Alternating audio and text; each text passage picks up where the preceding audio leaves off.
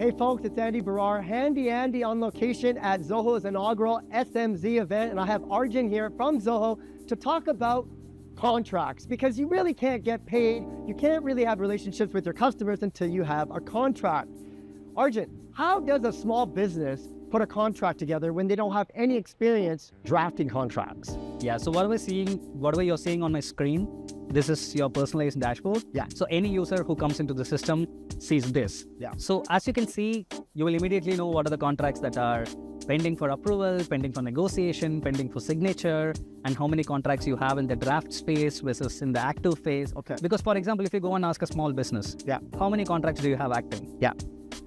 It's not really like an easy answer. No, they're not going to know. And so that's what the dashboard is. The dashboard is an amazing tool to give you like a high-level overview of where your contracts are, how many contracts you manage, and what are your upcoming obligations, what are your upcoming renewals, what are your upcoming... some contracts are expiring. You should probably start speaking to the customers now, because you don't want those customers to go out of your system. You need those renewals. So yeah, so this personalized dashboard will ensure that you are on top of your contracts, which means you're on top of your business. Okay, Arjun, so say I want to draft a contract from scratch. What's the process? Okay, so any small business, if you think about it, will have some templates that they are taking from the internet, from their peers, or they hire an external counsel to set those templates up initially. So here you can set all of your templates in Zoho Contracts. You go to contract types.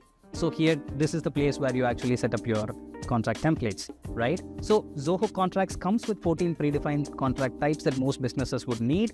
Alternatively, you can create your own contract type, right? You can just fill in a bunch of details. So show me one of these kind of contract templates that you have. Let's sure. look at an example. Yeah.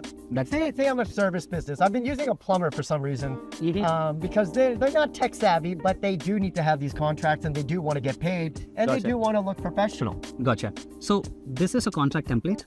If you notice, look at that. See, this is great. You just fill in the details. Oh, I love it. Yeah. So now this is your template. You fill in a bunch of details that is relevant for this particular engagement that you're going into, and you can assign an approval workflow for this particular type of contract. Yeah. Imagine you're a small business, you have 5 employees, and one of your employees is taking care of all of your contracts. For some type of contracts, you want an approval workflow. Of course. You can just configure it at the approved contract type, and all of your contracts that you generate is sitting inside one repository, right? So you have 300 contracts, 400 contracts, different types of contracts with different counterparties, different engagements. All of that is in one central repository, and you can search and filter these contracts. So I just want to filter out contracts that are from this particular counterparty. Let's say Linda, I know I have only one contract with her. Yes. So this actually makes your contracts very searchable and accessible. And it's not just contracts, it's also contract information. A lot of critical contract information, commercial information, legal information is sitting inside your contracts. Yeah. If you want to access them, you can quickly access them. Yeah. And finally, just wrapping up, Andy, just a couple of things that we never touched upon. So when we think about contracts, we think about this drafting phase, collaboration, approval, negotiation, and signature, right?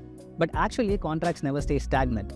There are amendments, renewals, extensions, termination. So all of the post-execution part is also covered. And when you are managing hundreds of contracts, there's a lot of data and there's a lot of insights that you can glean from this data, right? You have reports that are general reports, activity-based reports, then there are performance-based reports, clause-based reports. For example, if there is a new law in Canada that says, go and update all of the data protection clauses in all of your contracts.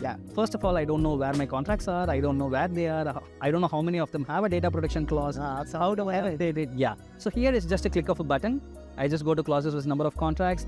I just say, okay, 22 contracts have a governing law clause. I just go and update it. It's all automated. That's amazing. Yeah.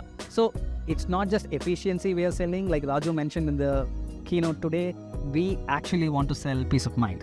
Oh, man, let's close on that note. That's essentially what you're trying to provide them, is peace of mind, knowing that everything is done. If they need help, they can get the help. Exactly. But they really, like you said, start with the overview, watch the videos, familiarize yourself, and then get into them. Yeah, you can completely set it up by yourself. It's very simple and intuitive. Yeah. Arjun, this is great. If people want to get more information about Zoho Contracts, what's the first place they should go? They should definitely go to zoho.com/contracts. Love it. Andy Barar, Handy Andy, signing out here from Zoho's SMZ event, and we're learning all about contracts. Thank you very much. Thanks, you.